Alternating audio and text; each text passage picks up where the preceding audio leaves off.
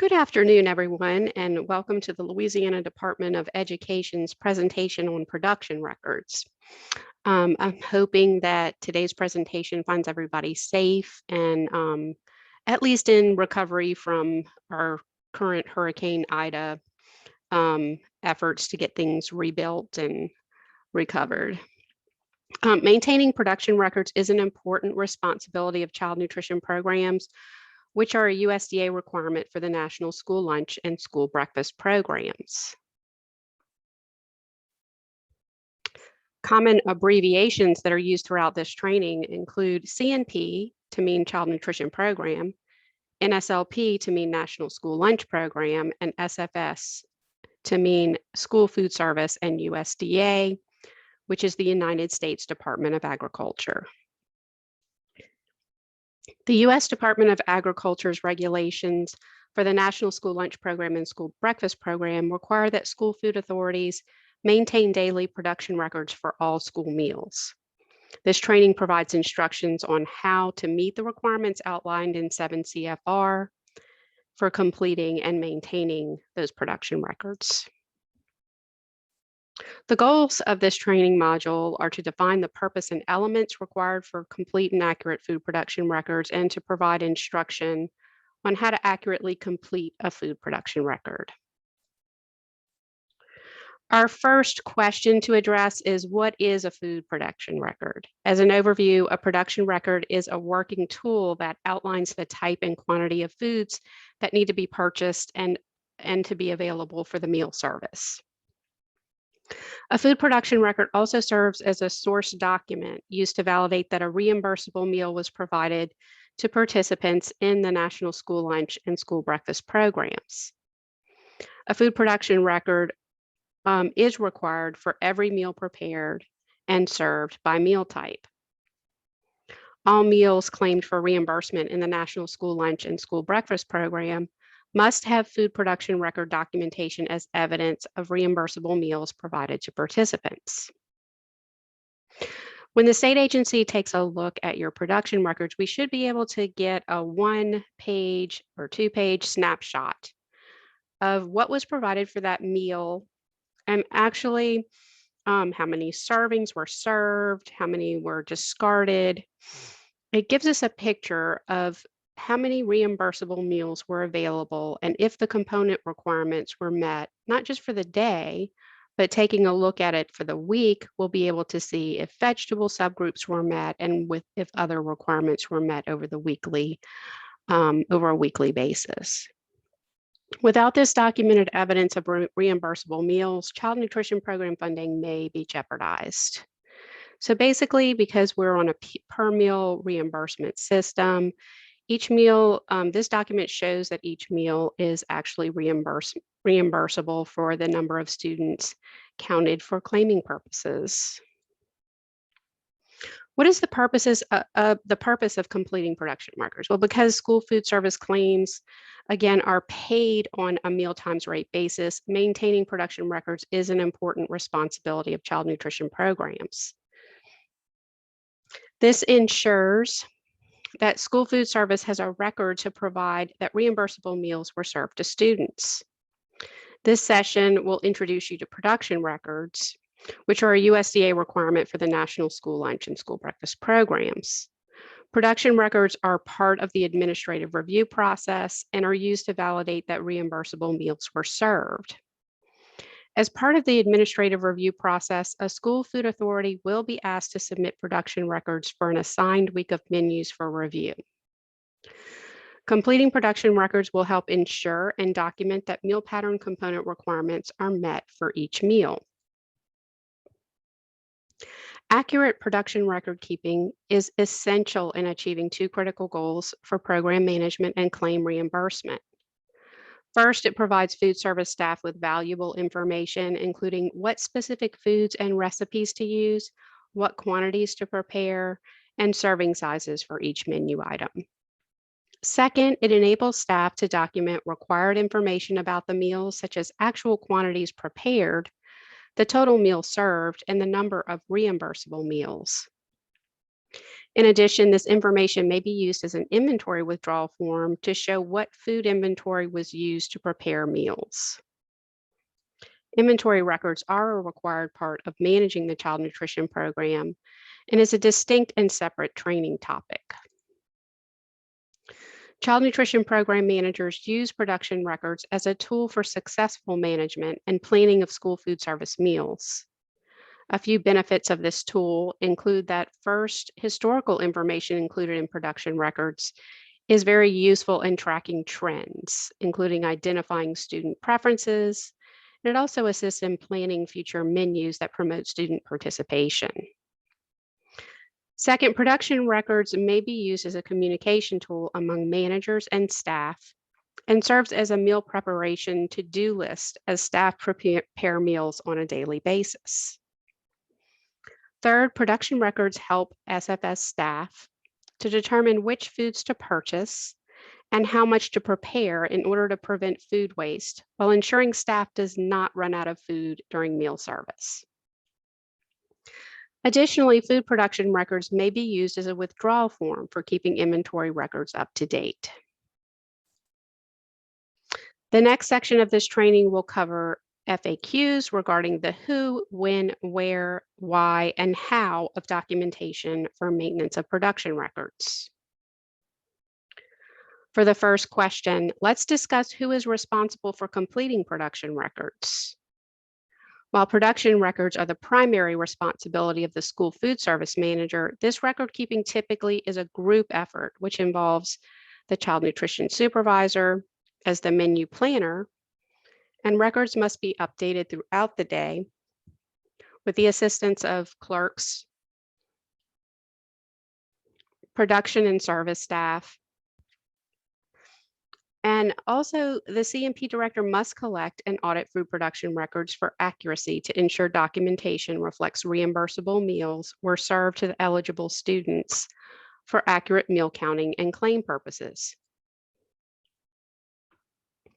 Our next question is, how often should production records be completed? In terms of school food service, production records must be completed daily for the school breakfast program, the National School Lunch Program, and the after-school snack program. The after-school snack program is considered part of the National School Lunch Program and also requires completion of a separate food production record that shows the requirement of after-school snack programs are met. The next question is, where should production records be stored? Production records must be stored in a secure and accessible location where staff may reference past information and planned information for completion when needed. Question 4 is, how long must production records be kept on file by SFAs? The answer is that production records must be kept on file for 3 years plus the current year. Question 5 poses a scenario where different age grade groups are served at one site. How should this distinction be made in use of production records? The answer here is that the distinction may be achieved by using separate production records based on the age grade group served, or by using one production record with very clear separation of the number of students in each grade group, as well as serving sizes based on age grade group. Now that common questions and answers have been covered, let us begin to review documentation requirements that occur before and then after meal services.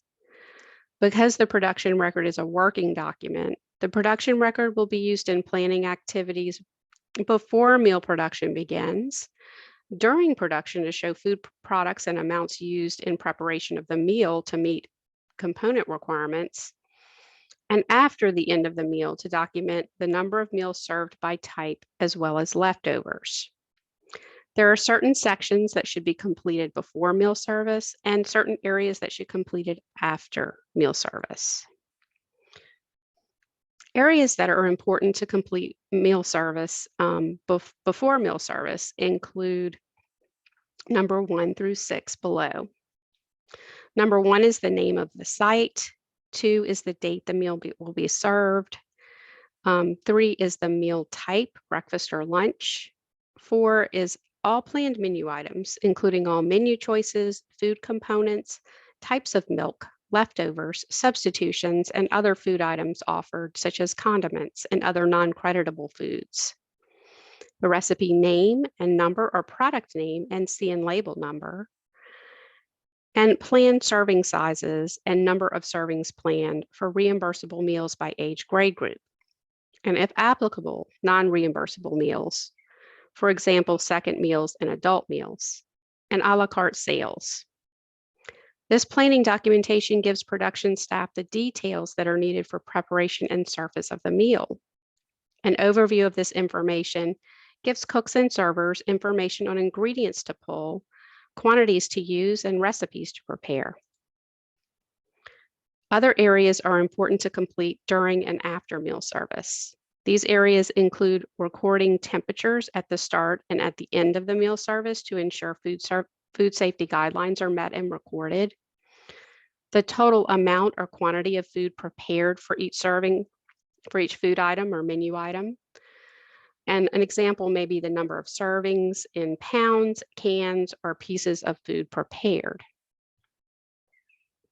The amount of leftover food for each food item or menu item, the total amount of food served, number of reimbursable meals served to each age grade group, and the number of non-reimbursable meals served, for example, second meals and adult meals that should be recorded on the production record, but are meals that will not be claimed for reimbursement. In terms of completing production records, there are 5 distinct areas of focus for record keeping, including site information, additional information about meal services that serve as helpful notes to the manager and staff. And third, an area to document spoiled or stolen food, the planning section, and the documentation section. As a first step, the manager should enter the site information prior to meal service. This is located on the top right side of the production record. This box is where the name of the school, the date, and manager's name are entered. The site manager must sign the record daily, indicating that the information on the production record is accurate and complete. Helpful comments regarding any change from the typical meal service or day may be added in the notes section. For example, in this instance, there was a 6th grade field trip, which gives the manager important information about why different food products were produced and or why participation numbers may have been different on this date. Under additional information, the planned meals should be completed prior to meal service, while served meals will be filled out after the meal service is over. Please take a look at the number of meals planned versus served by category. You will notice that the number of meals served is less than the number of meals planned. This is important to the reviewer because it means that if adequate quantities of components and items were planned and prepared, food service staff did not run out of reimbursable meals for service to students based on proper planning and production. The grade grouping reflected on the production record must be circled based on the applicable meal pattern used. The grade grouping served at this school is K through 8, which indicates the meal pattern and serving sizes used for meals. If high school is also served at this site, a 9 through 12 production record would be kept separately for that meal in order to document that the correct menu components, items, and serving sizes were provided. Overall, it is best to use a separate production record for each grade group served, although it is not required. In a school where more than one age grade group is served, the information must be very clear. The best way to ensure the information is clear is to keep separate production records for each grade group served. However, some SFAs or software programs generate production records with a format that allows for more than one age grade group on one form. In this scenario, each grade group must be clearly separated for identification of meal requirements and total reimbursable meals served for claiming purposes. In terms of breakfast menus, if multiple age grade groups are served at one school site and all students receive the same breakfast menu and services, One K through 12 menu, along with the applicable serving sizes, may be utilized, and therefore one production record may be completed for all grades in K through 12. You will notice at the top of the breakfast production record that a K through 12 option is available to circle. When planning meals by category, the number of meals planned is recorded before the meal is prepared. This includes plan numbers for student meals as first meals only, those for adults or teachers that are school employees, cafeteria staff, and at cost or second meals, including visitors that are not school employees. Then the total number of planned meals. Referring back to prior production records, as well as looking at current activities or events, will help the manager forecast the planned meals by category. The popularity of the menu is also a great determining factor in terms of accurate forecasting of the number of meals to prepare.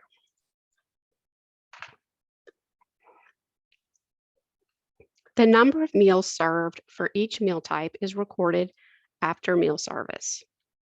This section is where documentation of the number of student meals claimed for reimbursement is recorded. It is important to remember that this data must come from actual meals counted from eligible participants. This information may be obtained from meal count forms, register tapes, or computer software point of service reports. Although it is not required, if you are tracking trays or a plate count, you may record the number on the bottom right portion of this table. This concludes the second step in completing production records and brings us to step 3. In this step, complete the spoiled or stolen food section after meal service is completed. Food that is spoiled or stolen must be recorded in this designated section. Stolen food must be reported to the authorities with a police report attached. In the fourth area, let's take a look at the planning section of the production record, which includes columns 1 through 4. These sections are to be completed before meal production or service. All columns must be completed and are required to document that reimbursable meals have been planned. Under column 1, indicate the number of portions planned for each menu item for the grade group specified at the top of the production record. Include the total number of portions planned to include reimbursable student meal portions, adult meals portions, and extra sales portions. Enter the respective numbers under the appropriate meal component heading. Please note that if you are using a cycle menu, columns 1 through 4 can be copied and saved for use each time the cycle is repeated. If substitutes are made, a single line should be drawn through the meal item with the new menu item written in. Under column 2, indicate the specific menu item recipe number as applicable and/or the product name and corresponding CN number for the foods used to prepare the menu item. Be sure to list all planned food items, including condiments and specific meal types. If an item is a combination food item, it should be listed in each of the food component categories for crediting towards a reimbursable meal. At this stage of completion, go back to column 1 and assign vegetable subgroups and whole grain rich where applicable. Enter a check mark in the whole grain column if the product is whole grain rich, and that's indicated by the W/G. Under the vegetable subgroup area, use the abbreviations referenced at the bottom of the production record, which include DG meaning dark green, RO for red orange, BP for beans, peas, and S for starchy, and then finally O for other. Under column 3, place a check mark in the box next to any food item which is a USDA foods item or commonly known as a commodity item. The production records may be used as a withdrawal form to track and remove USDA foods or commodities from inventory. Because USDA foods inventory must be tracked separately from purchased inventory, the production records serve as documentation to assist in tracking and documenting inventory records. Under column 4, indicate the planned portion size for each menu item listed in column 2 based on the grade group for which the meal is being produced. Refer to the top portion where the grade group is circled on the production record. The portion size may be indicated by a number, such as 1 corn dog, by volume, such as 1/2 cup, or by weight, such as a 3-ounce patty. Please refer to the food buying guide and use the appropriate portion size as referenced by the food item you are using. When documenting serving sizes for meat alternates and bread grain items, they should be recorded in ounces, which is a measure of weight. Examples of these items include meat, poultry, fish, cheese, yogurt, eggs, nuts or seeds, and bread or buns. The following items should be recorded in a volume or cups measure, such as 1/2 cup or 3/4 cup. This is true for things like vegetables, fruit, rice, pasta, cooked breakfast cereal, and dry cereal. Please note that this may also be recorded in ounces if individual packages are used. For milk, please note that milk may be recorded as 1 cup, 1/2 pint, or 8 fluid ounces. The 5th section of the production record we will discuss is completed during meal production and service. This documentation section continues until after meal service. Under column 5, record the quantity prepared or the total number of purchased units prepared based on portion sizes and number of portions planned for service. This column should also include information such as numbers of total pounds or number of cases with corresponding counts per case, and then total number of cans and the can size. For extras that are sold, refer to column 6 and record the total number of extra menu items or extra sales items sold. Under column 7, record the number of portions of food or bulk quantity of foods left over based upon the portion sizes indicated in column 2. For individual portions such as hamburger patties, actual counts should be recorded. For items such as soup, bulk quantities can be listed such as gallons based upon the corresponding portion size. The leftover codes located at the bottom of the production record should be entered next to the amount left over to indicate plans for safe food storage, service, and/or disposal of food items. Codes include the intent to freeze, refrigerate, serve the next day, dispose, return to stock, or if it'll be served free to students. Always refer to HACCP guidelines when determining how leftover items should be handled. Food temperatures must be taken at the beginning and at the end of meal service for required time and temperature controls and appropriate handling of leftover foods. Column 8 is where food temperatures are recorded at the start and end of meal service. And it also serves as an essential part of food safety controls for documentation purposes. Now that we have followed the steps for completing a production record, take a look at the sample production record for lunch on the next slide. As you take a brief overview of this slide, I want to point out some common errors to be aware of, and they're highlighted with a red exclamation point or a circle on this slide. Avoid these 8 common errors for accurate production records. At the top left-hand corner, for example, the grade grouping or age grade group may not be marked appropriately. Note that when circling the correct age grade group, you are indicating the menu plan used for the group you are serving. Therefore, although you may only serve first and second graders, the K through 5 group should be circled to represent the menu plan and serving sizes used for those students. Under column 1, the planned number of servings must be listed next to all menu items. Often this is missed under the fruit, vegetable, milk, and condiments or extras section. For breads and grains, a common error would be that the type of cereal, rice, or pasta is not included in the production record. Always remember to enter the specific type of grain served for crediting purposes. Also, often the WG or whole grain area is not checked to indicate that the product is in compliance with whole grain rich requirements.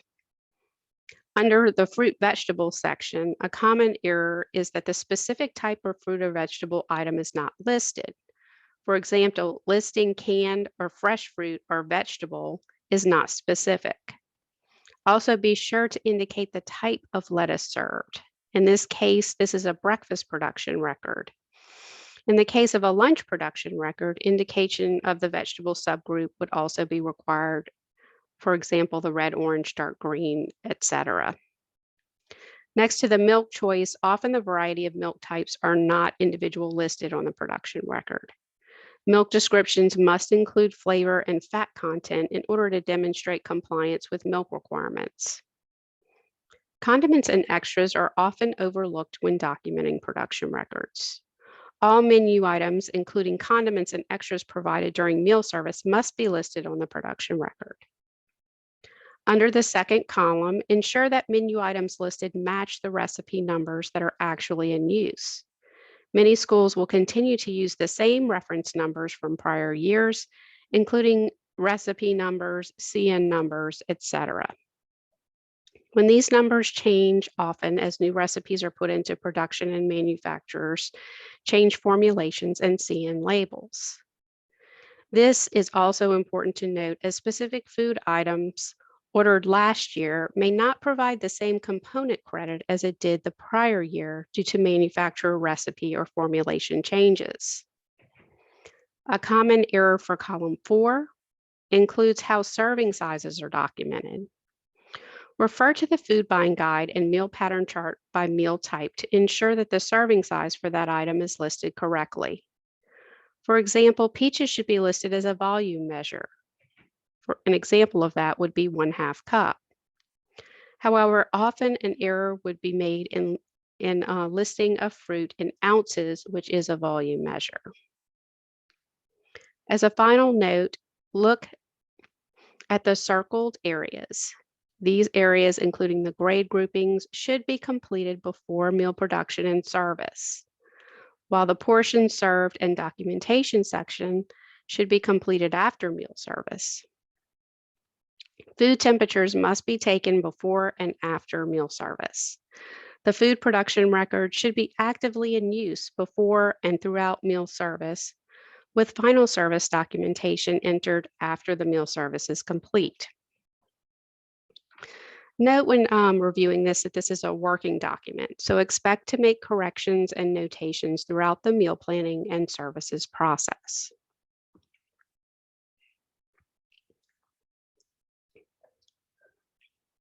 Some important points to remember about production records include that production records must be maintained daily for breakfast and lunch to document that reimbursable meals were planned and served. Production record keeping has many benefits, including menu planning, forecasting, inventory control, identifying student preferences. It can be used as a communication tool and also can help to prevent food waste. Production records are a multi-step process, beginning with a planning section prior to meal service and concluding with the documentation section after meal service. Production records must clearly indicate the age grade group served. If multiple age grade groups are served, the record must be built to accommodate multiple age grade groups or separate production records must be used. All sections of the production record must be completed. Reference page 2 of the production record form posted on the CMP website under the form sections for detailed instructions.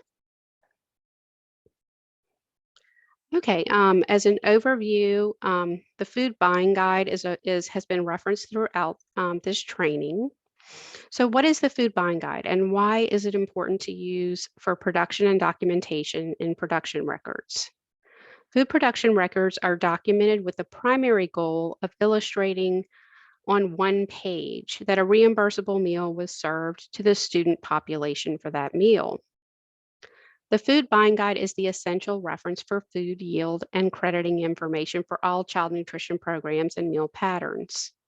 The food buying guide assists child nutrition program operators, food manufacturers, and other stakeholders with purchasing the correct amounts of foods for meeting child nutrition meal programs' meal pattern requirements, determining the contribution that each food makes toward meal pattern requirements, documentation of appropriate serving sizes on production records to illustrate a reimbursable meal was prepared and served.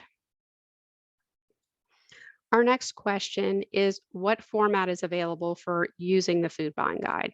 The food buying guide is available as an interactive web-based tool, a mobile app, and there is a downloadable PDF of the food buying guide manual that is printable. I highly recommend that you print the food buying guide to use as a resource and include penciled in notes and sticky flags for commonly used products. For detailed information and web-based training on the food buying guide, use the link provided to USDA's information portal. A common question regarding the use of the food buying guide is, how do I choose the right food product from the multiple items listed in the guide? The food buying guide for child nutrition programs includes over 2,100 foods. Follow the steps described in the next slides to confidently select the right food in the as purchased form and the correct serving size per meal contribution column description. Information displayed in that row should be used to make food purchasing and production decisions. For the first step, find the correct food item by matching the description or specification of the food in the form that it was purchased. For example, was the item purchased fresh, frozen, canned, or dried? Next, in step 2, find the menu preparation description in the serving size per meal contribution column that closely matches your food item. Choices listed on this slide represent general categories of most of the options available. For example, for fruit and vegetables, you will need to find the item based on whether it is purchased whole, diced, sliced, raw, cooked, canned, and note how the product will be prepared for services as with juice or light syrup, drained, heated or unheated, pureed, etc. For vegetables, check to also see if it is a sauce, puree, or paste, which may greatly affect the yield and crediting of the vegetable. For meats, determine if it is purchased frozen, raw, fully cooked, or roasted. Also determine if it is a canned item, like canned tuna or chicken. For eggs, check the item as purchased to see if it is packaged as shell whole eggs, fresh or frozen liquid eggs, or hard cooked eggs. Determine if it is pre-cooked, diced, quartered, or whole, as those factors will affect the measurement, serving size, and creditable yield. The cheese item should be selected not only by type, but also whether it is sliced, diced, or shredded. Continuing to step 3, the additional information column may help determine the amount to purchase when the form served is different from the food as purchased or AP form. In this example, fresh carrots without tops will be prepared to make carrot sticks. These fresh carrots will need to be peeled and trimmed, so not all of the purchased amount is edible. Therefore, for every pound of carrots as purchased in this example, only 0.7 pounds will be creditable as edible vegetable. In this example, if a recipe for a 1/2 cup serving of carrot and celery sticks were planned and a CNP manager is purchasing carrots, 9.8 pounds per 100 students would be recorded on the production record next to the vegetable section on the production record. This would provide 1/4 cup carrot sticks as a red-orange vegetable. The 1/4 cup celery sticks needed for 100 servings to complete the 1/2 cup recipe will be explained on the next slide. The CNP manager determines that the fresh celery already chopped into sticks is the best purchase option based on the latest bid for produce.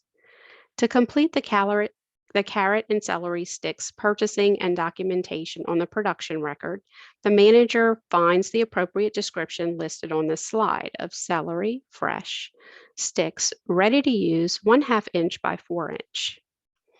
The purchase units for 100 servings for this product is 7.2 pounds. For every 100 students, the manager will purchase 7.2 pounds of celery to serve 1/4 cup celery with every 1/4 cup carrots to serve the carrot and celery sticks menu item. Note that while the fresh carrots that required preparation prior to service resulted in a loss of yield due to product loss in peeling. While 1 pound of fresh carrots yields 0.7 pound per pound purchase, the additional information on the celery sticks that are ready to use yield of 1 pound of creditable vegetable per 1 pound of purchased product. This is why fewer pounds of celery sticks will be listed on the production record than pounds of carrots, although both products are listed as fresh 1/4 cup serving. After using the food buying guide, the CMP manager knows both the amount and type of carrots and celery to purchase and knows how to document the item description, the portion size in cups, and knows to document the total quantity prepared under column 5 in pounds. The CNP manager is now confident that the 100 students will be offered a 1/2 cup creditable vegetable serving with 1/4 cup red orange vegetable and 1/4 cup other vegetable crediting for vegetable subgroups for the week. The Institute of Child Nutrition developed a printable poster called Basics at a Glance. This reference should be used as part of meal planning along with production record documentation to ensure correct utensils and smallwares are used based on standardized recipe yield and serving sizes that are desired for meal services. This resource should be used along with the USDA food buying guide to ensure meals are reimbursable and served correctly. The Basics at a Glance provides recipe abbreviations, volume equivalents for liquids, equivalent weights, ladles to select based on portions for service, pan capacity, etc. As an example, a common error in service and documentation of serving sizes is in determining the correct scoop size to use for a 1/2 cup serving or other volume serving. If production staff is using standardized recipes, but the staff is often running out of food, the wrong scoop or ladle size could be the problem. To prevent this kind of error, ask CMP production and service staff to use the scoop number guide on this poster to determine the correct scoop to use for the portion size listed on a recipe.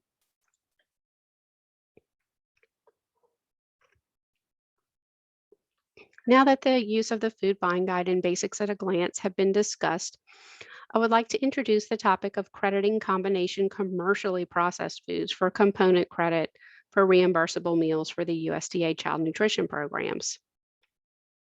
Looking at the weight or nutrition facts label on a product like pizza, for example, will not provide the information required to determine the creditable meat alternate, bread grain credit, or vegetable credit, etc. In order to document reliable crediting information and ensure valid documentation is available upon audit, a CN label or product formulation statement must be provided and maintained on file with specific documentation noted on the production record under column 2. CN labels, fact sheets, and product labels provide a way for food manufacturers to communicate with school program operators about how their products may contribute to the meal pattern requirements for meals served under the USDA's child nutrition programs. The next slides will cover how and what information should appear on CN labels.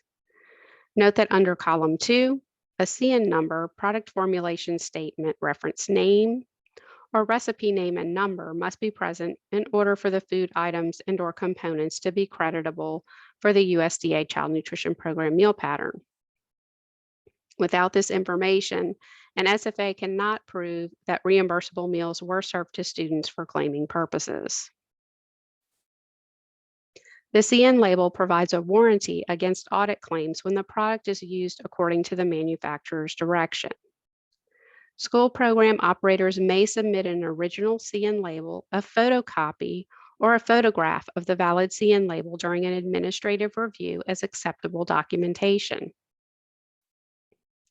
CN labels that are laser printed on the product carton or cannot be easily removed may be photocopied and attached to the original product carton, or a photograph of the CN label while it is attached to the original product carton may be utilized.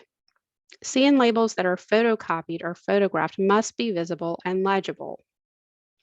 When a valid CN logo and crediting statement is provided, state reviewers must not request a product formulation statement in addition to that CN label.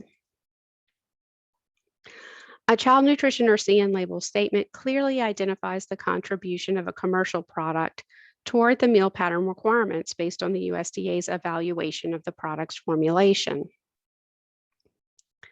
This information is documented on the production record to match the CN label meal pattern contribution.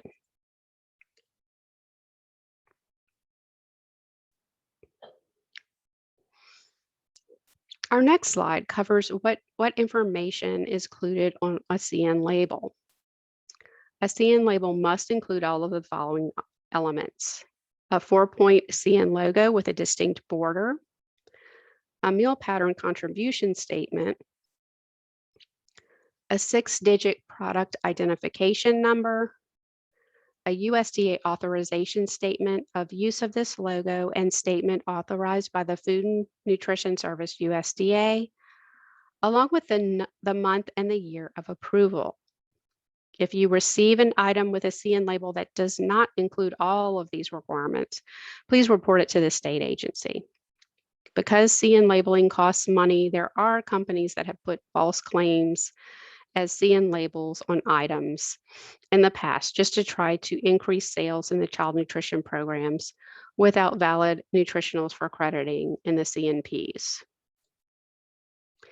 If an actual CN label, photograph, or photocopy of the valid CN label is not available for a product, school program operators may provide the bill of lading, which is commonly known as an invoice, that contains the product name plus one of the following to meet crediting information requirements: a CN label copied with a watermark displaying the product name and CN number, or an electronic copy of the CN label with a watermark displaying the product name and CN number provided by the vendor. Some commercially prepared combination foods may not have a CN label. This is because the CN labeling is a voluntary program. If commercially prepared combination food items do not have a CN label, please contact the manufacturer for a product formulation statement. Much like a CN label, a product formulation statement is a warranty for crediting of a combination food item toward the child nutrition program requirements. Keep in mind that a product formulation statement must be complete, accurate, and signed by a representative of a manufacturer in order to serve as proof of creditable food items for the child nutrition program. If a commercially prepared combination food item does not have a CN label or product formulation statement, the food item will not be creditable in child nutrition programs. A product formulation statement must be on signed letterhead that demonstrates how the processed product contributes to the meal pattern requirements. Templates for documenting the meat alternates, grains, fruits, and vegetables components are available on the F&S website. A link is provided here and on the Child Nutrition Program website under the Forms section. A single product formulation statement may be utilized for products that contribute to more than one meal component. Creditable ingredients listed in the product formulation statement must match a description in the food buying guide for school meal programs. The School Food Authority should verify that the product formulation statement does not report a product's contribution to the meal pattern requirements that is greater than the serving size of the product. For example, a 2.15 ounce beef patty may not credit for more than 2 ounces of meat alternate.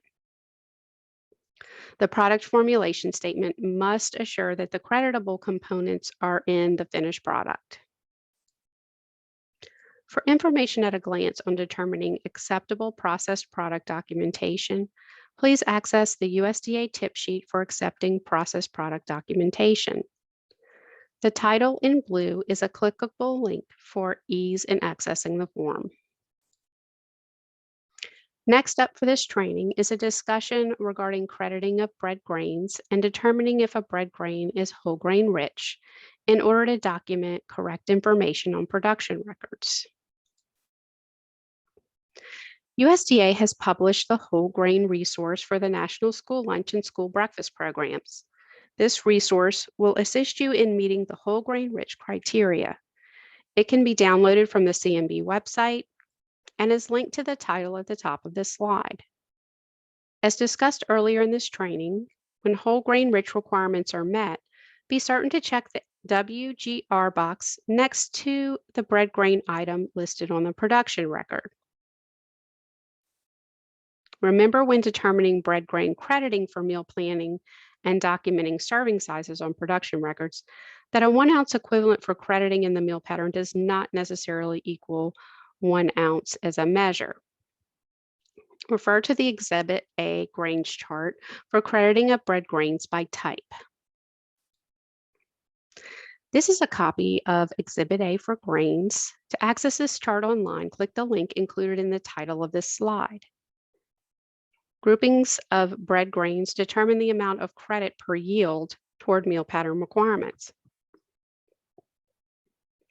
In example C, you will see that a pancake or waffle is going to provide less creditable grain per ounce than a bagel, which will give 1 ounce credit for a 1 ounce product. C in response number 90 provided waivers to allow specific meal pattern flexibilities from October 1st, 2021 through June 30th, 2022. This is an added waiver to the meal pattern flexibilities allowed through SSO through September 30th of 2021. These meal pattern flexibilities were provided by USDA with the intention that SFAs will make every effort to continue the National School Lunch Program and School Breakfast Program meal pattern requirements without flexibilities in order to meet the intended nutrition requirements of the USDA Child Nutrition Program. With justifications related to pandemic disruptions or alternative meal services, program operators will have the opportunity to submit waiver justifications to the state agency for approval of select flexibilities. And as you go into the Child Nutrition Program website and you have completed your online application, there is a tab for the waivers section, and this can provide flexibilities during the school year 21-22. These waivers are available right now for submission, and I recommend that you go through each one and make sure if you're having supply issues or you're having specific issues with failed deliveries, that you do go in and select a waiver for these requirements until such time that you can go back and begin to meet those requirements again. Given the understanding that waivers will be approved for these flexibilities on a case-by-case basis, note that the following specific requirements may be waived. Sodium requirements: grains offered must be whole grain rich. Preschoolers must be provided at least 1 serving of grain, which must be whole grain rich. Offer a variety of vegetables from the vegetable subgroups, and offer a variety of fluid milk. Low-fat milk must be unflavored, and planned menus and offer food components for specific age grade groups. Please take a look at the waivers within your Child Nutrition Program online application one by one to make sure that you have the latest and updated waivers that you need to select for school year 21-22. For the final section of this training, the following slides cover how to access production record forms and instructions on how to complete them. Production record forms and instructions on the second page are linked on this slide. If you are having any difficulty with the links, please go to the CMP website. Do not log in, go to Memos and Resources, School Food Service, Forms, Menu Planning, and click on the SFS 6 and Instructions for Breakfast and Lunch. I would like to conclude the production record portion of this training by providing a sample completed production record for lunch. This reference provides an at-a-glance visual of a fully documented reimbursable meal. Please click on the sample production record for lunch to print the sample completed production record for a K through 8 school. Here is what the final product of production record documentation should look like. The result of the work in planning, production, service, and documentation of a lunch meal service, which demonstrates reimbursable meals were served to 335 students, is evident upon audit and review of this completed production record. This production record also provides information on time and temperature control for food safety and HACCP. It provides inventory withdrawal information and also how federal funding was utilized to provide reimbursable meals to students.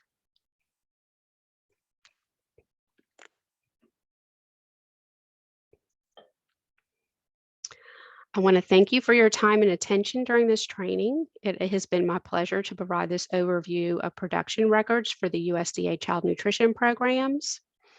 For any questions, please contact the Division of Nutrition Support at Child Nutrition Programs at la.gov or call 225-342-9661.